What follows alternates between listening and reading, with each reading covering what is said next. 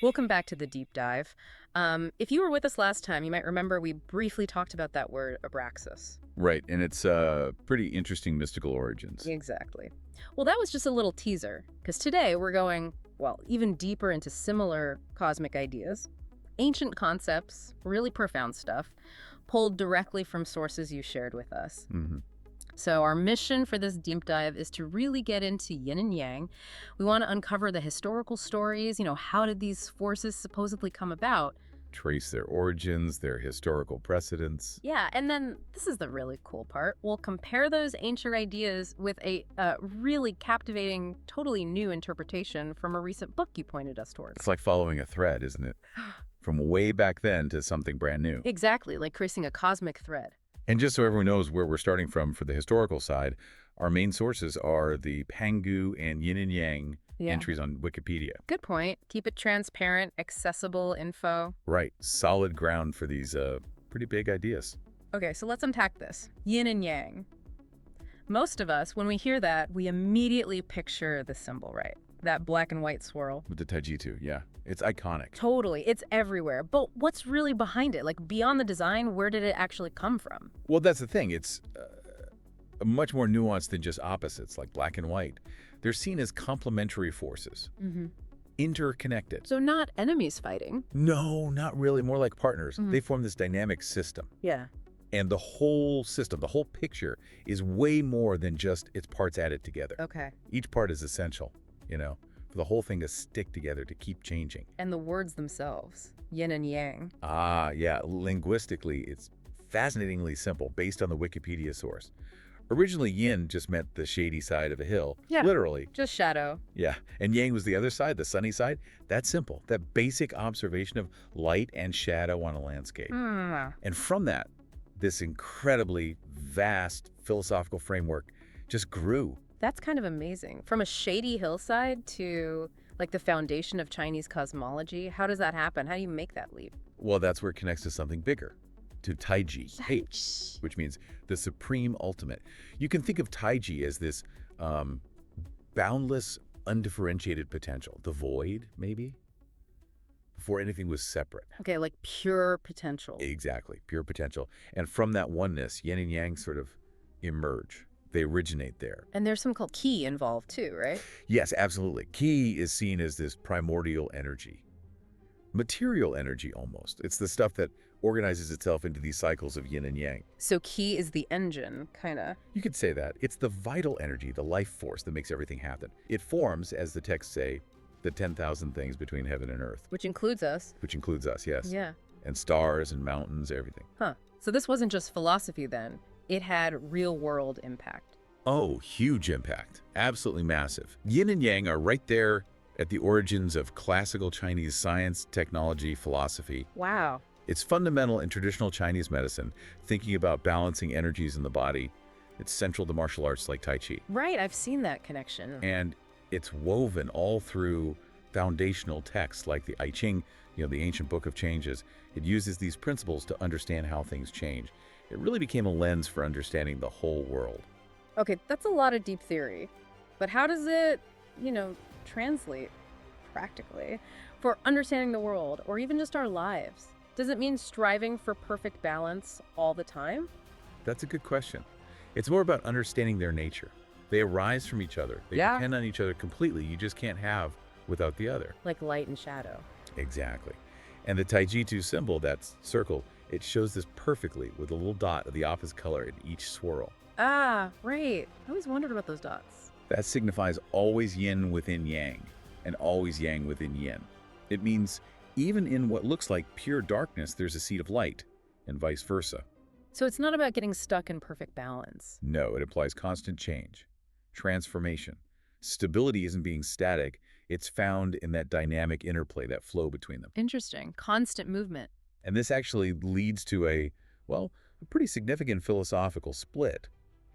In Taoism, distinctions like good, bad, right, wrong, they're often seen as just, perceptual, not ultimately real. Yin and Yang are just part of this indivisible whole. Okay, so Taoism sees them as just descriptions of reality. Pretty much. But then you have Confucianism, especially later thinkers like Dong Zhongshu, and they actually attached a moral dimension to Yin and Yang. Whoa, okay. That sounds different. How so?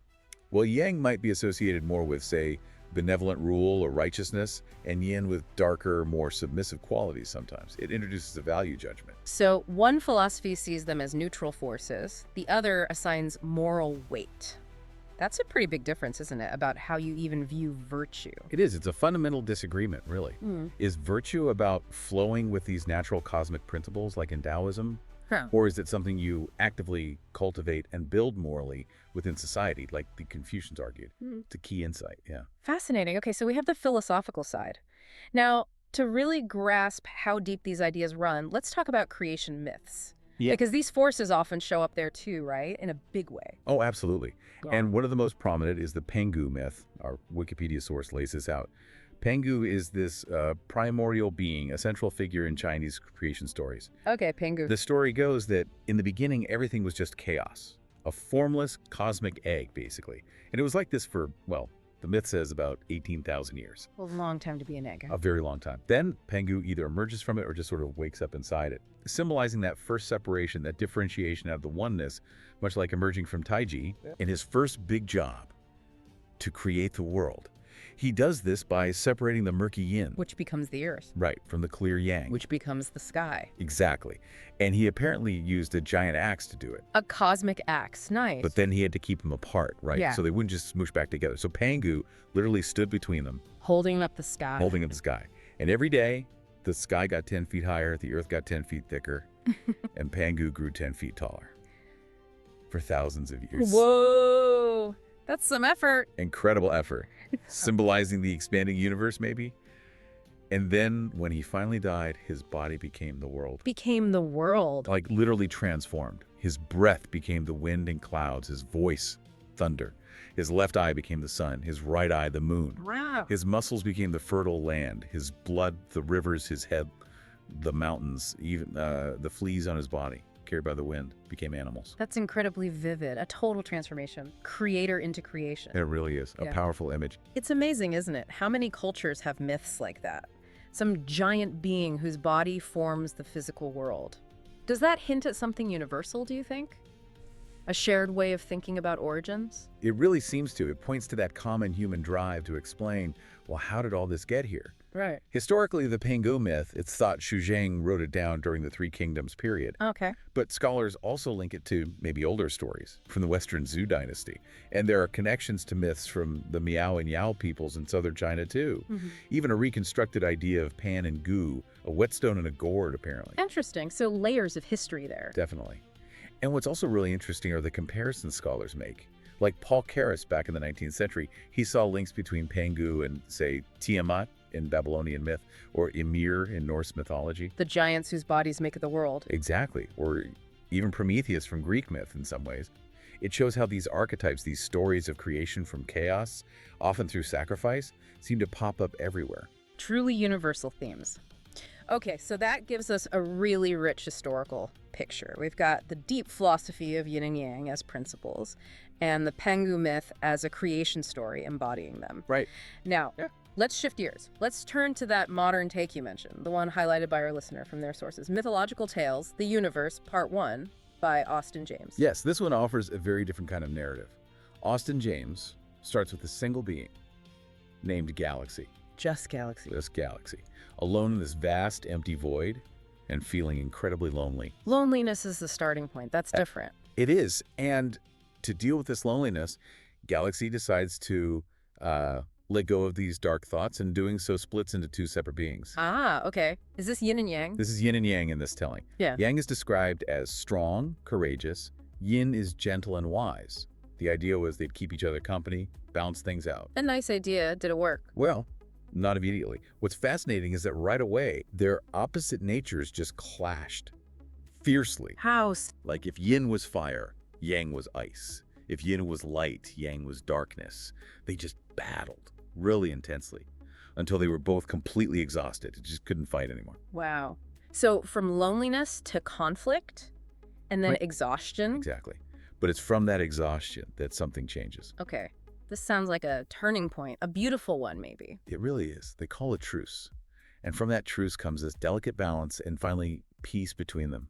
Ah, okay. And then they look at their battleground, this place of conflict, and they decide to transform it into a garden, a magnificent garden. A garden. Filled with everything you can imagine. Trees, flowers, animals, even ideas were growing there, apparently. Ideas growing like plants. Cool. And right in the middle, they plant a very special tree called Abraxas. Abraxas. There's that word again. There it is.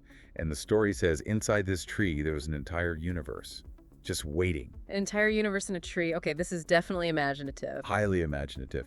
And the key moment happens when the fruit of this Abraxas tree ripens. Yin takes a bite. And suddenly she can feel what it's like to live as all sorts of different people, all across this vast universe, all at the same time. Whoa, like virtual reality, but real lives. Exactly. The description is like stepping into a real-life video game, experiencing countless lives. Yin gets excited, shares it with Yang, and they experience human lives together, the good, the bad, everything. So they're experiencing humanity directly. Directly, but then consequences. This super intelligence, this connection they had, it started to kind of stick to the humans they experienced. Stick to them. What did that do? It made those humans feel different, isolated. It was too much for them to handle, apparently. And seeing this, Yin became incredibly sad. Oh no. So sad that she stopped eating the fruit, stopped experiencing those lives, and her grief was so immense she petrified, turned into a statue. She turned to stone from sadness. That's the story. And from her tears, which were like clear clay, 12 new beings formed. Godlike children called the Yinkin. 12 godlike children from her tears. What about Yang? Yang is filled with sorrow, naturally. And he takes on this role of watching over these new Yinkin, trying to guide them as things start getting chaotic in the garden. What a story. Okay, so much to unpack there when we compare it. This Austen James version, it makes Yin and Yang actual characters with feelings, motivations. Loneliness, love, sadness.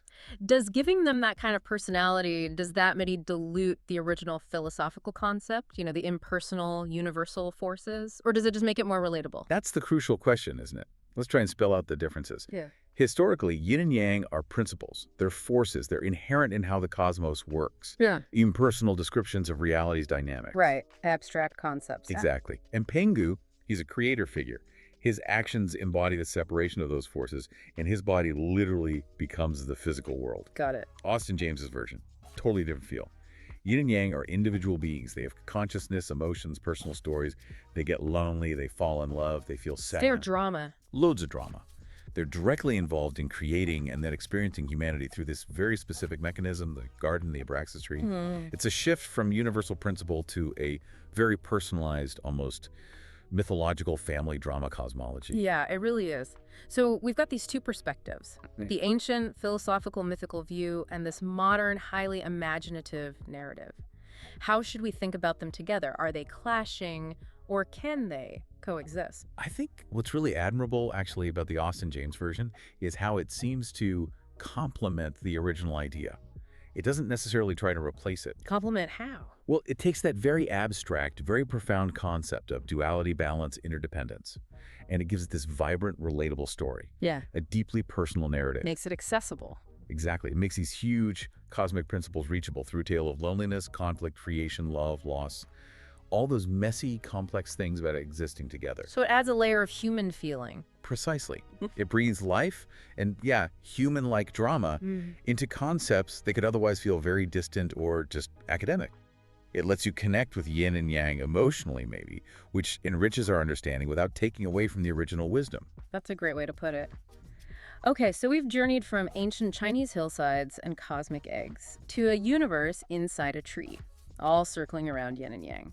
It's amazing how these core ideas balance duality to keep resonating, keep inspiring new ways of thinking, isn't it? Truly remarkable, transcending time, culture, everything. And maybe something for you, our listener, to mull over. Just consider how our own lives are this constant dance, right? Between opposing forces, light and shadow, joy and sorrow, busy times and quiet times. Yeah, activity and rest. Exactly. And finding some kind of balance within all that. Well, it's a never-ending journey, just like the cosmos in these stories. That's a perfect thought to end on. We really hope this deep dive gave you plenty to think about today. And if you enjoyed digging into these different themes, these characters, the symbology from this really mind-bending cosmology that you brought to us, Yeah, this relatively new take. then please do like, share, and subscribe. That way you'll get notified the next time we drop another deep dive, exploring more of these fascinating ideas.